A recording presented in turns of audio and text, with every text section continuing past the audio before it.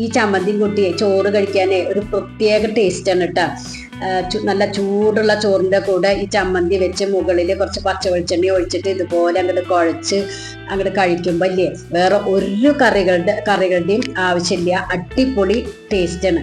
അപ്പോൾ ഇത് റെഡിയാക്കി എടുക്കാനായിട്ട് ഞാൻ 4 നെല്ലിക്ക എടുക്കുന്നുണ്ട്. ഇത് നല്ലതുപോലെ ഒന്ന് വാഷ് ചെയ്ത് വെള്ളം ഒട്ടും ഇല്ലാതെ ഒപ്പിയെടുക്കണം കേട്ടോ. എന്നിട്ട് ഇതൊന്ന് കട്ട് ചെയ്തെടുക്കുക. കൂടെ തന്നെ 5 വറ്റൽമുളക് എടുത്തിട്ടുണ്ട്. അതൊരു പപ്പടക്കൊല്ല് ഞാൻ കുത്തി വെച്ചേക്കാണ്. ഇത് സ്റ്റൗ ടോപ്പിൽ വെച്ചിട്ട് ഇതുപോലെ ഒന്ന് ചുട്ടെടുക്കാം. ഒരു 5-6 ചുമന്നുള്ളിയും എടുത്തിട്ടുണ്ട്. അതും ഇതുപോലെ തന്നെ ഒന്ന് ചുട്ടെടുക്കണം.